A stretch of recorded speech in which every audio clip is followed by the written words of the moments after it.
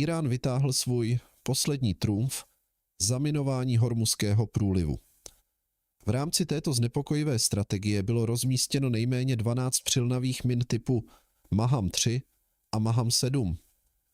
Írán realizoval plán, který se jevil jako téměř dokonalý. Zpočátku to vypadalo, že to funguje. Vojenská síla, kterou však Washington nasadil, měla takový rozsah, že překonala i ty nejkatastrofičtější íránské odhady. Americká válečná mašinérie, pracující na plný výkon, rozpoutala masivní leteckou bombardovací kampaň, která ovládla nebe. Smrtící 30 mm kanóny legendárních letounů A-10 Warthog bušily do temných vod Hormuzského průlivu a íránský pokus o uškrcení globální ekonomiky byl již zneutralizován. Došlo k vývoji, který by mohl přetvořit budoucnost průlivu. Jen několik dní předtím si američtí vojenští plánovači uvědomili, tím, že letecké operace samy o sobě nebudou stačit k zajištění dominance v regionu. V reakci na to překvapili Írán asymetrickým protiútokem zahájeným přímo z moře. V oficiálním prohlášení pro agenturu Reuters z 26. března mluvčí Pentagonu Tim Hawkins poprvé potvrdil, že během operace Epic Fury hlídkovali v Hormuzském průlivu bezpilotní čluny. Spojené státy nasadily do Perského zálivu robotické motorové čluny. A podle mnoha analytiků byl tento krok již dlouho očekáván. Novým prostředkem nasazeným v této oblasti byl GARC, 5metrový autonomní motorový člun, vyráběný společností Black Sea Technologies se sídlem v Marylandu. Tyto plavidla, plně schopná samostatné navigace, absolvovala během operace více než 450 hodin hlídkování a mohou urazit více než 2200 námořních mil. Mezi jejich hlavní úkoly patřilo sledování a v případě potřeby včasné varování. Mohou však také fungovat jako platformy pro přímé kamikadze útoky proti íránským rychlým útočným člunům. Na počátku konfliktu Írán dvakrát zaútočil na ropné tankery pomocí námořních dronů, což vyvolalo kritiku vůči USA za jejich pomalou reakci na tuto asymetrickou hrozbu. Nasazení těchto autonomních plavidel znamenalo okamžik, kdy Washington začal reagovat podle svých vlastních podmínek. Jakmile byl tento nový autonomní námořní štít zprovozněn, připravoval se koncem března ještě rozhodnější úder ze vzduchu. Během této klíčové fáze vydal Trump rozkaz k finálnímu rozhodujícímu úderu, který měl plně znovu otevřít Hormuzský průliv. Příprava tohoto úderu byla součástí rozsáhlého a pečlivě koordinovaného plánu. USA zahájily jednu z největších a nejintenzivnějších leteckých bombardovacích kampaní ve své moderní historii. Schopnost Íránu blokovat průliv se začala hroutit během několika hodin. Nejedná se pouze o příběh vojenského konfliktu. Stalo se to rozhodujícím momentem pro globální energetickou bezpečnost, protože Donald Trump potřeboval znovu otevřít Hormuzský průliv pro mezinárodní lodní dopravu. V rámci snahy o dosažení tohoto cíle mohlo to, co následovalo, představovat nejzásadnější krok od začátku krize. Nad íránským pobřežím podél průlivu se rozhostilo hluboké ticho, ale toto ticho bylo jen klidem před bouří. V tu samou chvíli již americké bombardéry zamířily na nejpevněji opevněné podzemní zařízení Íránu. Cíle byly jednoznačné. Raketová sila a sklady zbraní patřící Islámské revoluční gardě, ukryté hluboko v horské skále.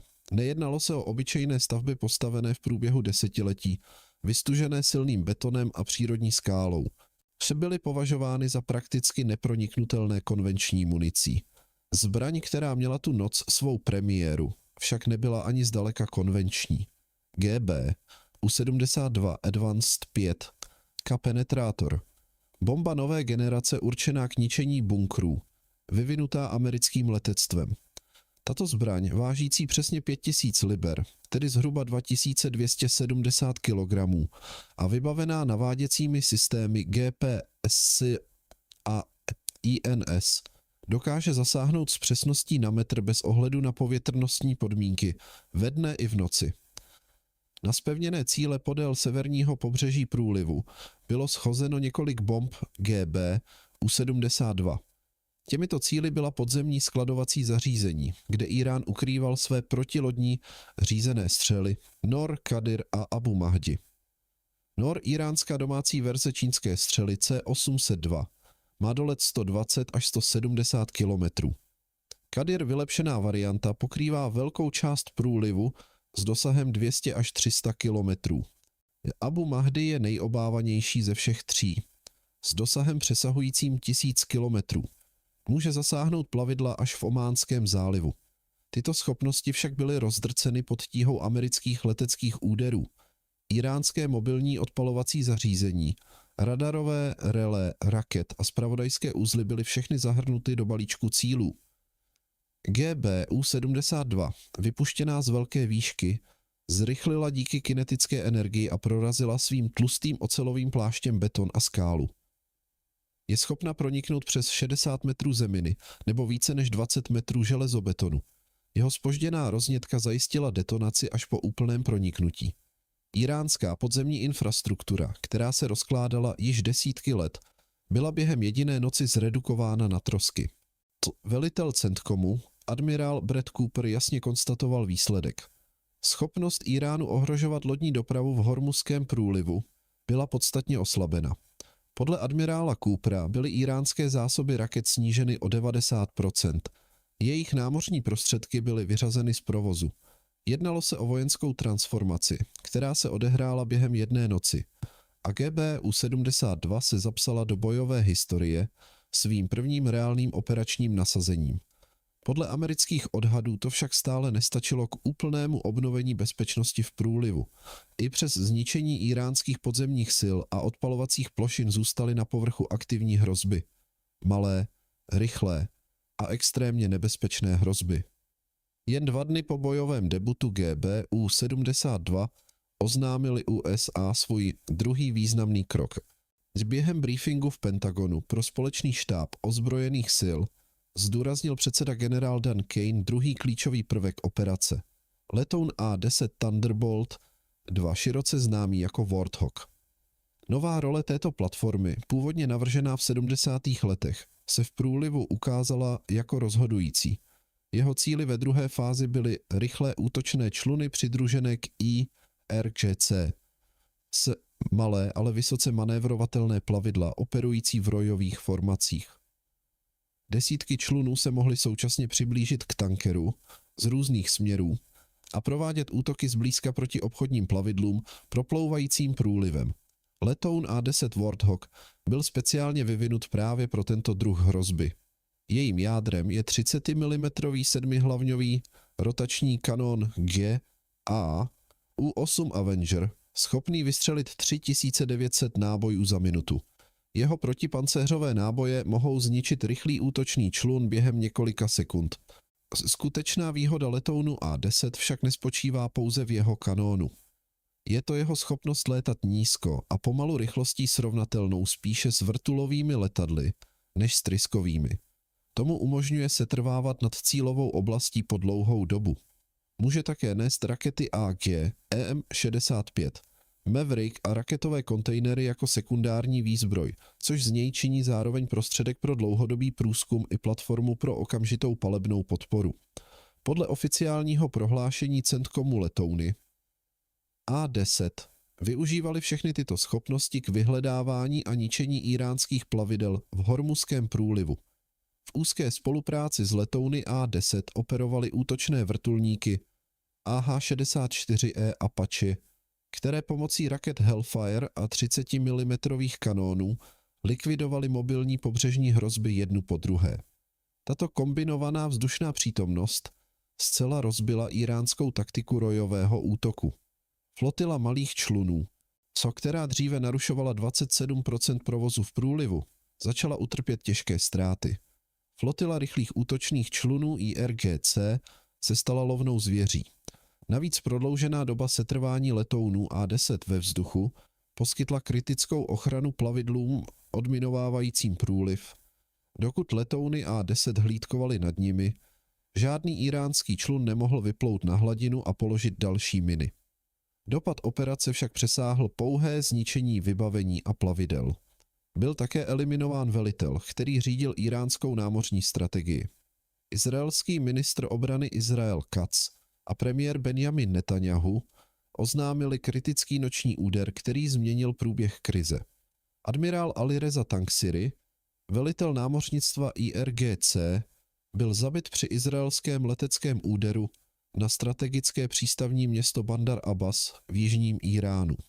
Tangsiri byl vysokým íránským důstojníkem přímo odpovědným za uzavření průlivu a operace kladení min. Katz označil operaci za výsledek úzké spolupráce s prezidentem Trumpem a vyslal íránskému vedení jasný vzkaz. Budou jednotlivě vypátráni. Potvrzení rychle přišlo od centrálního velitelství USA. Admirál Brett Cooper poznamenal, že Tangsiri po dobu 8 let obtěžoval posádky tisíců obchodních lodí a řídil stovky kamikadze útoků dronů proti lodím. Americký ministr obrany Pete Hegseth shrnul současnou situaci do jedné věty během zasedání kabinetu s prezidentem Trumpem. Irán již nemá námořnictvo ani námořního velitele. Hegsethovo prohlášení také vysvětlilo kontext, v němž letouny A-10 a vrtulníky Apache operovaly s takovou svobodou. Tyto platformy prováděly strategické úderové mise podle libosti v íránském vzdušném prostoru a v celé úžině. Po těchto 2 fázích úderů se situace dramaticky změnila. V první fázi zlikvidovali bomby GB U-72 iránskou podzemní raketovou a zbrojní infrastrukturu. Ve druhé fázi neutralizovali letouny A-10 Warthog a vrtulníky Apache mobilní hrozby na povrchu. Tyto operace však nevznikly přes noc. Byly vyvrcholením systematické bombardovací kampaně prováděné několik týdnů v rámci operace Epic Fury. Od samého počátku vedly úsilí dálkové bombardéry. Stealth bombardéry B-2 Spirit prováděly noční údery proti íránským zařízením pro balistické rakety, přičemž létaly 37-hodinové mise bez mezipřistání z amerického kontinentu s doplňováním paliva za letu. B-2, které byly pro íránské systémy protivzdušné obrany nezjistitelné, zasáhly hluboko podzemní zařízení 2000 librovými penetrátory a bombami GB U-57 z B-1B Lancer byly intenzivně nasazovány od začátku března a prováděly 34-hodinové globální úderové mise proti íránským skladům protilodních raket. Díky své nadzvukové rychlosti a velké nosnosti hrály v kampani klíčovou roli. B-52 Stratofortress se k kampani připojili 3. března a útočili na sklady dronů, zařízení na výrobu torpéd a pobřežní odpalovací plošiny. Jejich prodloužená výdrž ve vzduchu udržovala neustálý tlak na íránské síly. Celkem bylo zasaženo více než 9 000 cílů. Bylo zničeno přes 100 íránských plavidel a malých člunů. Tato čísla sama o sobě vypovídají o rozsahu operace. Nejvýkonnější zbraní Íránu v průlivu byly pobřežní protilodní střely. Křižující střely jako Nor, Kadir, Nasser a Abu Mahdi učinili z každého tankeru proplouvajícího úžinou potenciální cíl. V kombinaci s íránskou schopností vyrábět měsíčně tisíce dronů, kamikadze bezpilotních letounů typu Shahed a bezpilotních plavidel naložených výbušninami, to představovalo úplný obraz hrozby, které USA čelily. Díky bombám GBU-72, které zničily podzemní sklady, byly tyto zásoby raket dramaticky zmenšeny. Mobilní odpalovací zařízení byla lovena jednotlivě. Radary byly metodicky vyřazovány z provozu. Cílem se staly zpravodajské uzly, odpalovací rampy pro drony a základny bezpilotních povrchových plavidel. Od poloviny března byla tato zařízení zničena jedno po druhém, což představuje nejničivější úder, jaký kdy byl zasazen íránské doktríně o zamezení přístupu do průlivu, kterou Teherán vyvíjel více než 4 desetiletí. Co tedy zbývá z íránských kapacit? Podzemní sila IRGC, mobilní odpalovací zařízení a radarové sítě v průlivu byly z velké části zničeny. Odpalovací rampy pro drony a základny bezpilotních námořních plavidel byly systematicky zasaženy. Íránské pobřežní baterie, které kdysi dokázaly zaplavit průliv palbou, utichly. Doktrína, kterou Irán vybudoval k uzavření Hormuzského průlivu, byla během několika týdnů rozebrána. Přesto však Irán požadoval od některých tankerů tranzitní poplatek ve výši $2 milionů, přičemž umožňoval volný průjezd své vlastní ropě a lodím spojeneckých zemí, zatímco ostatní blokoval. Plavidla spojená s USA a Izraelem byla zcela vyloučena. To dokázalo, že Teherán využíval průliv jako zbraň nejen vojensky, ale i ekonomicky. Údery USA oslabily i tento ekonomický vliv. Příběh však ještě neskončil. Irán si zachovává asymetrické schopnosti. Skryté mobilní odpalovací zařízení, zásoby dronů a, co je nejdůležitější, miny již položené v průlivu stále čekají na odstranění. Operace odminování budou pravděpodobně trvat týdny. Iránská kapacita výroby dronů zůstává neporušená. Ačkoliv Irán do značné míry ztratil své konvenční vojenské postavení, stále si udržuje významný rizikový potenciál díky levným, sériově vyráběným asymetrickým prostředkům. Navzdory tomu je celkový obraz opatrně příznivý. Dvoufázová letecká operace USA, zaměřená na GB, U-72 a A-10 Warthog, zasadila jedné z nejtvrdších ran v historii iránské strategii blokády Hormuzského průlivu. Přímá hrozba raket a dronů pro plavidla v průlivu klesla na úroveň nesrovnatelnou s úrovní před operací. Iránské zásoby zbraní určených k ničení lodí byly drasticky vyčerpány v důsledku zhroucení podzemních tunelů a zničení odpalovací infrastruktury. I velitel CENTCOMu admirál Brett Cooper to výslovně potvrdil. Blokáda Hormuzského průlivu nebyla zcela odstraněna, ale většina mechanismů, který jej udržoval uzavřený, byla zničena. V blízké budoucnosti se očekává obnovení 60 až 70% běžného provozu v průlivu. Před konfliktem jim denně proplouvalo 138 lodí. Do 17. března tento počet klesl na pouhé 3. Do konce března se denní počet přejezdů opět zvýšil na přibližně 15, stále výrazně pod předválečnou úrovní, ale trend je jasně vzestupný. Lze dosáhnout úplné normalizace. Abychom na to mohli odpovědět, musíme se zaměřit na to, jaké vojenské přípravy v průlivu provádějí spojenci USA. Trumpovy přímé výzvy spojeneckým zemím začaly přinášet výsledky.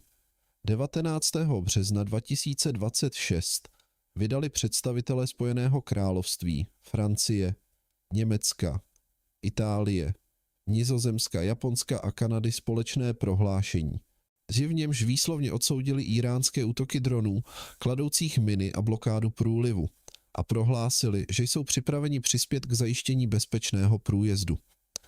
Kromě těchto 7 zemí přislíbilo podporu v Hormuzském průlivu celkem 22 zemí. Nešlo o symbolickou diplomaci. Konkrétní vojenské plánování již bylo v plném proudu. V čele koalice se postavilo Spojené království.